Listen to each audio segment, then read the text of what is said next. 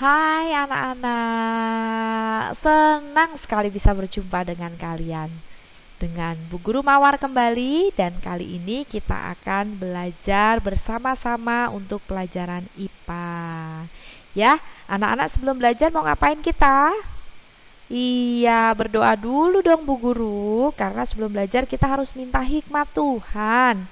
Karena kita adalah orang-orang yang sangat membutuhkan Tuhan. Ya, mari berdoa dulu. Tuhan Yesus, kami mau belajar. Tuntun kami ya Tuhan, berkati kami sehingga kami dapat belajar dengan serius. Bu Guru udah buat video, sudah buat PowerPoint. Bu Guru mengerjakannya dengan serius. Tolong kami juga untuk bisa belajar dengan serius Tuhan, sehingga kami dapat mengerti, memahami semua materi yang sudah Bu Guru ajarkan kepada kami dan yang akan Bu Guru ajarkan kepada kami. Tolong kami ya Tuhan agar kami tetap semangat belajar walaupun keadaannya kami masih belajar di rumah. Terima kasih Bapa di surga, di dalam nama Yesus kami berdoa. Haleluya. Amin. Selamat belajar anak-anak ya, dan jangan lupa pada saat belajar perhatikan baik-baik ya. Siapkan dulu buku LKS-nya, siapkan alat belajar kalian, buku latihan, pulpen kalian. Nah, sehingga ketika ada tugas yang diberikan kalian bisa langsung mengerjakannya. Selamat belajar. Tuhan Yesus memberkati. Pelajaran kali ini belajar tentang IPA ya. Masih dalam tema 6 menuju masyarakat sejahtera. KD yang akan dicapai itu 3.2, yaitu menghubungkan ciri pubertas pada laki-laki dan perempuan dengan kesehatan reproduksi. Dan KD 4.2 untuk keterampilannya menyajikan karya tentang cara menyikapi ciri-ciri pubertas yang dialami. Kita lanjut belajar ya. Masa pubertas yang kita akan pelajari ini adalah masa terjadinya perubahan fisik dan mental pada anak laki-laki dan anak perempuan yang disebabkan oleh perubahan hormon ya. Jadi penyebabnya adalah terjadinya perubahan hormon. Nah, masa pubertas dikenal dengan sebutan masa akil balik atau masa peralihan ya. Sekali lagi, masa pubertas itu dikenal dengan sebutan masa akil balik atau masa peralihan. Peralihan dari mana? Dari masa anak-anak menuju masa remaja. Nah, bagaimana dengan usia pubertas pada anak perempuan? Usia pubertas anak perempuan dan usia pubertas pada anak laki-laki berbeda. Kalau perempuan itu dimulai dari usia 8 sampai 13 tahun. Sementara usia pubertas pada laki-laki itu dari usia 10 sampai 15 tahun. Jadi setiap orang mengalami masa pubertas berbeda-beda ya. Jadi ada yang sudah 8 tahun sudah puber, ada yang 9 tahun, 10 tahun, atau bahkan ada yang 13 tahun pada perempuan. Sementara yang laki-laki juga seperti itu ya. Jadi berbeda-beda. Ya, tadi sudah disampaikan kan, pubertas itu apa? Yaitu terjadinya perubahan fisik pada laki-laki atau perempuan akibat dari terjadinya perubahan hormon. Nah, terjadi dua perubahan pada masa pubertas anak-anak. Jadi ada perubahan primer dan ada perubahan sekunder. Jadi masa pubertas itu kan mengalami perubahan. Nah, perubahannya ada dua. Primer itu adalah perubahan utama. Jadi hal yang utama yang terjadi pada laki-laki atau pada anak perempuan. Perubahan utamanya ini berhubungan dengan reproduksi ya. Nah, yang kedua adalah perubahan sekunder. Ini terjadi pada perubahan fisik seseorang atau perubahan yang terjadi dalam tubuh kita. Nah, kalau kita lihat pertumbuhan manusia ya, manusia itu bertumbuh mulai pertama dari bayi. Nggak ada orang baru begitu lahir sudah remaja, nggak ada ya. Jadi pertumbuhannya itu dimulai dari bayi ya, balita, batita, lalu menjadi anak-anak, lalu dari anak-anak berubah menjadi remaja, dari remaja dimatangkan kembali semakin menjadi dewasa, dan setelah dewasa perubahan manusia itu menjadi tua sampai akhirnya meninggal. Nah, ini perubahan yang terjadi pada manusia.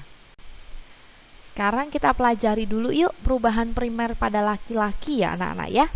Nah, Perubahan primer tadi Bu Guru bilang adalah perubahan utama yang terjadi pada laki-laki yang ada hubungannya dengan reproduksi. Nah, perubahan primer terjadi di dalam tubuh laki-laki itu biasanya ditandai dengan mimpi basah. Apa sih mimpi basah? Mimpi basah itu mulai produksinya sperma atau sel kelamin jantan, ya, sperma itu terdapat sel kelamin jantan pada organ reproduksi laki-laki. Nah, mimpi basah ini merupakan peristiwa mimpi yang dialami anak laki-laki yang disertai dengan keluarnya cairan dari alat kelamin. Nah, berarti ngompol ya Bu Guru ya? Enggak, berbeda, tidak ngompol anak-anak ya. Cairan sperma berbeda dengan cairan air seni. Kalau cairan sperma itu dihasilkan oleh organ reproduksi dan biasanya teksturnya itu dia kental dan lengket. Nah, jadi kalau laki-laki nih, anak-anak Bu Guru kelas 6 nih yang cowok-cowok, nah, tiba-tiba bangun tidur, loh basah loh celanaku. Hah, apa nih? Kok kental-kental gini, lengket? Nah, berarti kalian sudah yang namanya mimpi basah, ya. Berarti itu merupakan berarti kalian sudah mengalami perubahan primer, sudah mengalami yang disebut dengan masa pubertas. Nah, sementara air seni, ya, atau air kencing atau yang biasa dengan ngompol itu berasal dari proses metabolisme dalam tubuh dan teksturnya biasanya encer, air biasa ya anak-anak ya. Dan peristiwa mimpi basah menjadi bukti bahwa organ reproduksinya mulai matang dan berfungsi. Nah, organ reproduksi yang menghasilkan sperma itulah yang disebut dengan testis. Nah, di sini berarti kalian bisa melihat ya, saya ini sudah mengalami masa pubertas perubahan secara primer atau belum ya? Jawab sendiri ya. Nah, kalau di dalam kelas Bu Guru bisa tanya satu-satu, tapi kalau di sini nah kalian jawab masing-masing ya. Artinya kalau kalian sudah mengalami masa pubertas, sudah memasuki masa remaja. Nah, sekarang tentang perubahan primer pada perempuan. Iya. Perubahan primer terjadi di dalam tubuh perempuan itu dengan mulai diproduksinya sel telur atau sel ovum ya.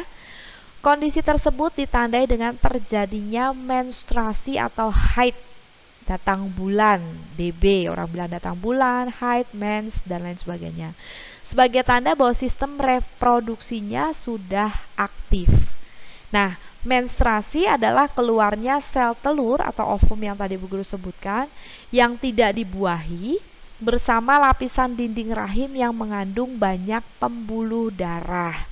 Jadi keluar darah ya anak-anak ya, pada kemaluan atau kelamin itu akan keluar darah. Nah, itu artinya bahwa kalian sudah mengalami yang disebut dengan menstruasi atau haid. Jadi jangan teriak, "Mama aku sakit, mama aku luka, mama aku apalagi ya karena melihat darah." Tidak, kalau untuk usia kalian artinya kalian sudah mengalami perubahan secara primer dan itu tandanya sudah apa anak-anak? Sudah pubertas ya. Sudah pubertas Bu Guru. Ya, senang sudah masuk masa remaja. Nah, lama menstruasi pada umumnya itu antara 5 sampai 10 hari anak-anak. Ya, 5 sampai 10 hari. Tapi kadang pun ada yang 3 sih, ada yang 3, ada yang 4. Itu tergantung juga terhadap hormon dan juga tingkat stres biasanya. Nah, siklusnya biasanya terjadi pada setiap 28 sampai 35 hari. Makanya nggak heran kalau anak-anak yang mengalami menstruasi, kadang dia tanggal 5, bulan depan udah tanggal 10. Atau pokoknya beda-beda lah, tidak sama. Karena siklusnya terjadi atau perputarannya terjadi dari tanggal 28 hari sampai 35 hari. Nah, siklus menstruasi ini terjadi biasanya dipengaruhi oleh faktor makanan, gangguan emosional, stres yang tadi Bu Guru bilang, atau kondisi kesehatan ya. Jadi masing-masing orang itu beda-beda nak. Ya, lama menstruasinya berbeda. Nah, pada usia 50 tahun untuk yang perempuan, Umumnya ya, itu perempuan sudah tidak mengalami menstruasi, ya, sudah tidak lagi haid, sudah tidak lagi DB. Makanya pada usia ini orang disebut sebagai menopause, artinya sudah tidak datang bulan kembali. Nah, pelajaran penting yang perlu kalian ingat atau pahami bahwa dengan sudah pubertasnya kalian terjadi perubahan primer, ya, perubahan pada reproduksi kalian baik pada laki-laki atau perempuan, berarti ini tandanya bahwa kalian harus menjaga diri dengan baik, anak-anak. Ya, menjaga diri dengan baik. Karena apa? Karena ternyata bahwa alat reproduksi kalian sudah mulai aktif atau sudah mulai bekerja. Jadi laki-laki dan perempuan harus sudah mulai menjaga jarak, ya, tidak lagi pegang-pegangan dan lain sebagainya. Tidak, kalian harus sudah bisa menjaga diri kalian dengan baik, baik yang laki-laki maupun yang perempuan. Ingat ya, firman Tuhan berkata, jagalah kekudusan. Kuduslah kamu sebab Allah itu kudus, anak-anak. Jangan pernah main-main dengan yang seperti itu, ya. Ingat yang perempuan kalian tuh anak-anak cantik. Kalian itu anak-anak hebat, ya. Tidak perlu kalian melakukan hal-hal yang tidak baik hanya sekedar untuk mencari perhatian dari laki-laki. Nggak perlu, nak, ya.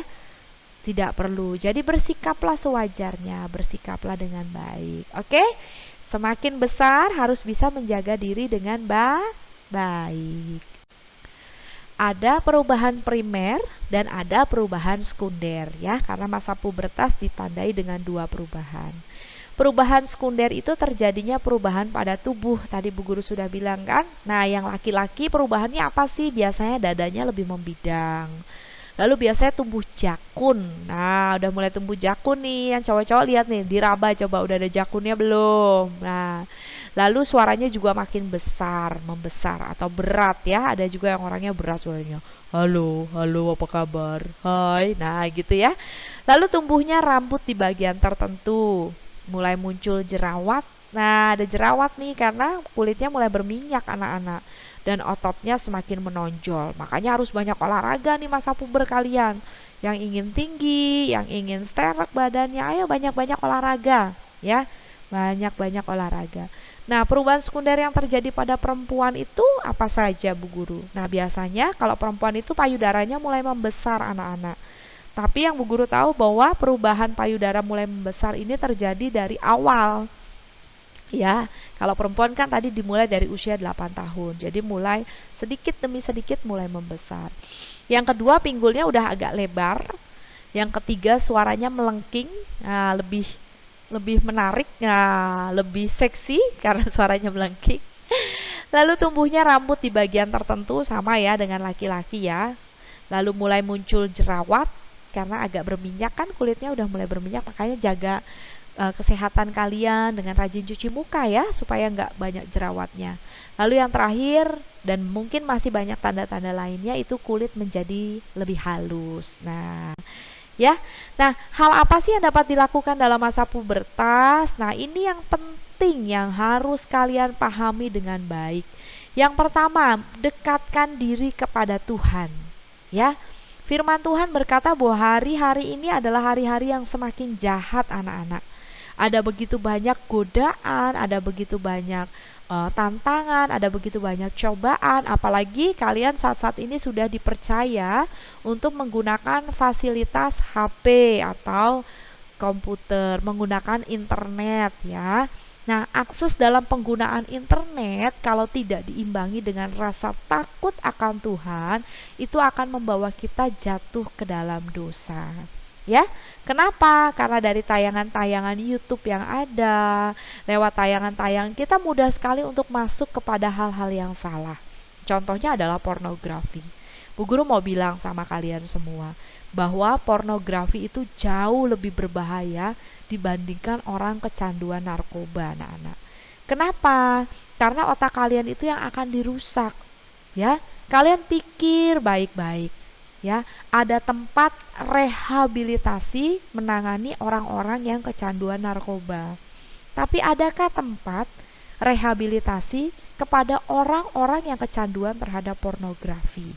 Nah, Bu Guru mau kasih tahu, pornografi itu akan bisa muncul 5 atau 10 tahun ke depan anak-anak.